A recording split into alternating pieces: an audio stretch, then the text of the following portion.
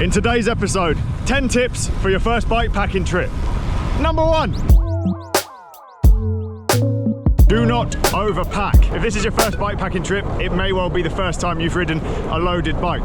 You don't want your bike to feel like an oil tanker. You don't need that much stuff. Basic tools, basic spares, 2 sets of cycling kit, 2 sets of normal clothes, and maybe some toiletries and stuff. Take some luxury items, keep your morale high, but really, you don't need that much stuff. Otherwise, you end up in a situation like I am. I've got like a ton of camera gear, and Chris has got nothing. It's really annoying because he's way faster than me. How do you feel? Very smug. Very smug. Also, if there is multiple of you on a ride and you're going to be staying together, share out the stuff between you. Like your tools. We've only got 1 set of tools between us. Tip number 2. Don't wear road cycling shoes. Or should I say, if you do have the choice, ride mountain bike shoes or flat pedals with normal shoes. Because you want shoes you can walk around in. Chances are you might find some gravel on your bikepacking route, and if you do, you will end up ruining your lovely carbon-soled shoes. I'm running road shoes on this trip because at the end I'm doing some road riding. But in normal circumstances, just wear mountain bike shoes. It's much easier. You don't clip-clop around and confuse people when you're slipping over in the shop. Mountain bike shoes and pedals for this kind of trip, much, much better. Is that bread green? Green? Runner edition. Instead of navigating with a phone, navigate with a dedicated head unit. This is a Garmin 830. Chris has got a Garmin 1030, 1030 Plus. These are the devices that most people end up using when they're doing road cycling or bike packing trips. Basically, what this is a little computer with a screen on it, and it can give you lots of stats, but also a map, which tells you where to go. Using a phone to navigate does work, but sometimes when you lose signal, the mapping apps don't work as well as they should. Whereas this uses GPS signal, you can load it with maps and then navigate even when you haven't got phone signal. The battery life on these things tends to be a lot better than on a phone as well, because they're obviously doing less things. That's 24 hours. 24 hours on the big one. On the big one. Yeah. On these Garmin ones in particular, there's little nodes on the back, and you can actually attach an extra battery pack, which gives you double the battery life on top of your existing device. These little devices are now more affordable than ever. Another added bonus is that if you have a telephone with you, you're probably relying on it for important things like contacting home, keeping in touch with loved ones, paying for things, whatever you use your phone for, playing Angry Birds. And having 2 devices that can get you out of a sticky situation is better than having 1. So for example, if you were unlucky to crash and you had your phone on the front of your bike and smashed it, then, well, what are you going to do? 2 devices, better than 1. Keep your kit clean by washing it in the shower. First, get in the shower with your kit on, or put it on the floor and squish it around with soap with your feet. Wash it to the best of your ability, then squeeze out as much water as possible. Lay out your towel, put the kit on top of the towel, and then roll it up really, really tight. Once it's rolled up, stand on it and do this dance that Chris is doing. Leave it for 10 minutes and then hang it up. And in the morning, it will be dry. For this next tip, over to our sleep in a bush correspondent, Josh Reed. For a good bivvy spot, I'd just find somewhere that's sheltered, like out of the wind. If you get wind, it's just going to be cold. You want a high spot, so if you pick a low spot on it, like you get a bit of rain in the night or water comes in, you'll get soaked. So you want a bit of a high spot. Somewhere here would be perfect. If you're like on a bike trip, you want to like get there late-ish. You want to get there and pick your spot when it's dark, or getting like dusk time, getting dark. You don't really want anyone to see where you are. You don't want anyone to disturb you in the night. You want a good night's sleep. You don't want farmers nosing about with their dogs or people looking at your bike. You want to be, and with you're carrying an expensive bike usually on these trips, so and your whole life with it. Yeah, your whole life. So you want it safe and in the knowledge that it's also next to your head. So don't bother bringing a lock. You'll pretty much hear if someone's messing around with it. You don't have to bivvy. Bring it with you. Take it in your bag, and you can sleep wherever you want. But don't be like confined to bivvying all the time. Go and have a shower, go and have a hotel. You're not restricted to just sleeping in a bivvy. You can, if it's raining, go and sleep in a hotel.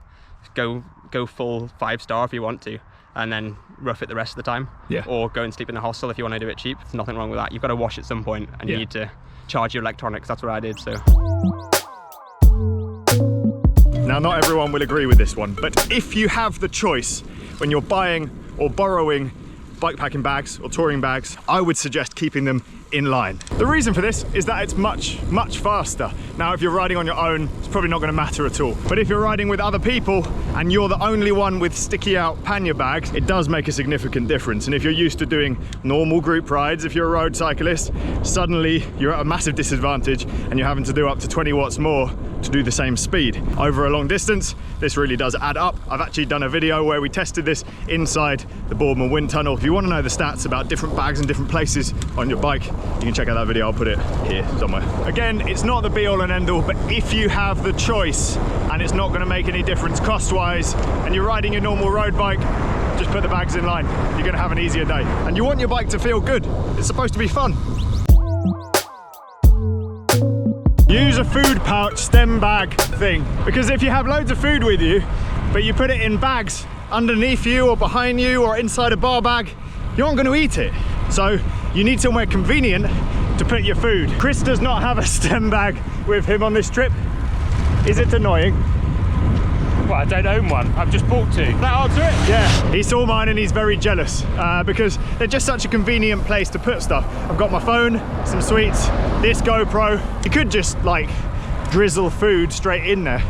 Drizzle? Drizzle. What a weird word. They are a very affordable bikepacking bag. Most manufacturers that make bikepacking bags do them, and they usually fit on your handlebars just with a Velcro strap. The more convenient the location of your food in front of you, the more you're going to end up eating it, and the amount you eat correlates fairly well with how nice of a time you have when you're doing long rides. So yeah, get a stem bag, food pouch thing. Horse bag.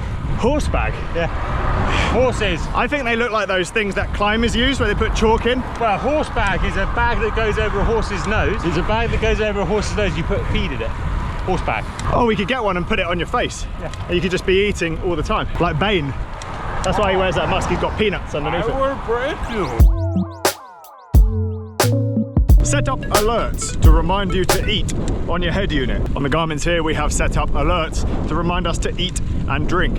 If this is your first bikepacking trip ever, there's going to be a lot to focus on, a lot of exciting things going on, probably some cool new places, and it's easy to forget to eat and drink. On my Garmin, you can tailor them so either speed or time in different increments, which is really, really useful.